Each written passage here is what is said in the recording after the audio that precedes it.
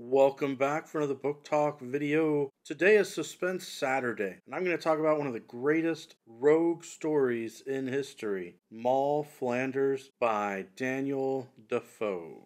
I ran into this story because I love rogues, and I was looking through the history of the greatest stories ever told about rogues. She led a crazy life, this Moll Flanders character, and the story was originally published in 1722. So the story takes place a long time ago, back in the 1700s. And that provides a great setting for Moll Flanders as a character. She ends up as an orphan on the streets, just trying to survive. She is the child of a woman who was supposed to be hanged and executed, but was pregnant. And so Moll Flanders was born in prison and saved her mother's life. Now, she assumed that her mother was then either executed or sent off to do manual labor, because that's what they did with a lot of prisoners back then. They sent them off as indentured servants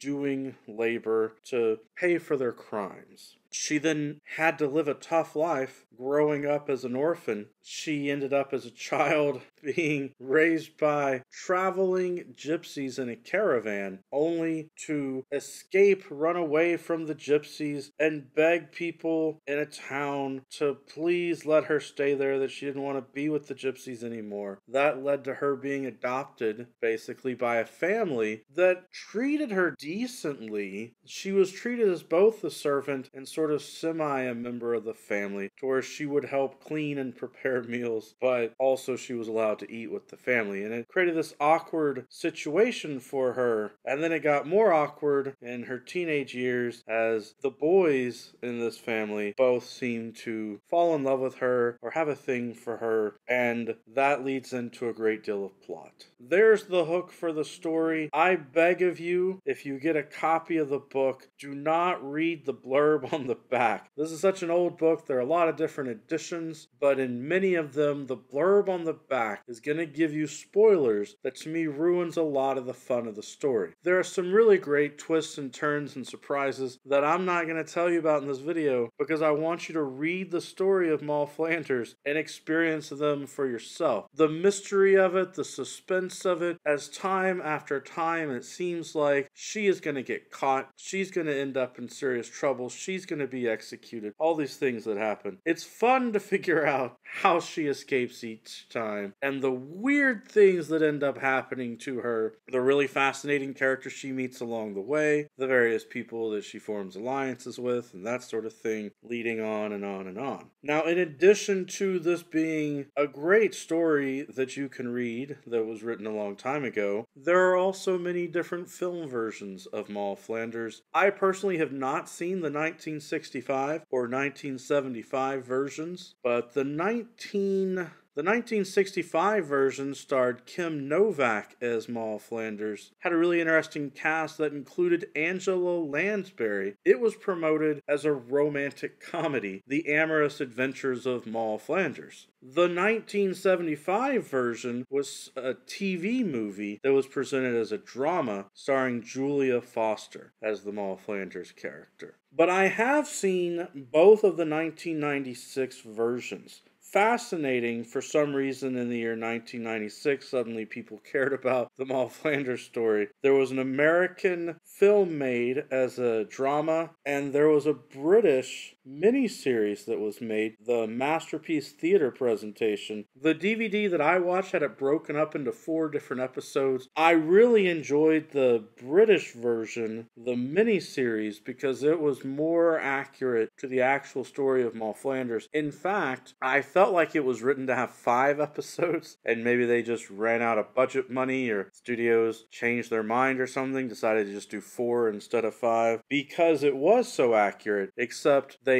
cut off a lot at the end. You know, basically, instead of giving a 5th episode that would have shown what really happens in the book at the end, they just put up a bunch of text about what happens at the end, and they just kind of cut the ending short. But that's fine, because the 4 episodes really showed the character well. I take issue with the American version. It's got Robin Wright as Moll Flanders and Morgan Freeman in a role that, quite frankly, is not from the book. And it's really strange. The American film is really strange. It doesn't tell the story of the book of Moll Flanders. It's the story of Morgan Freeman's character meeting up with this child who is not Moll Flanders, but seems to have been an orphan left behind from Moll Flanders. And the orphan is led to believe that Moll Flanders has died, and now the orphan, I guess, is going to be taken to the estate of Moll Flanders or getting an inheritance or something. But the little orphan's really annoying, and none of that is from the book. It's a really strange way to try and tell a Moll Flanders story, because the Morgan Freeman character is telling the orphan about Moll Flanders in flashbacks, basically. It somewhat works. If you're a fan of Moll Flanders, you might get some enjoyment out of it. Alright, that's all I've got for you today about Moll Flanders. I highly encourage you to take in this classic literature. It's got some good mystery and suspense in it, and one of the most famous rogue characters in history. Every day is a great day for a book talk.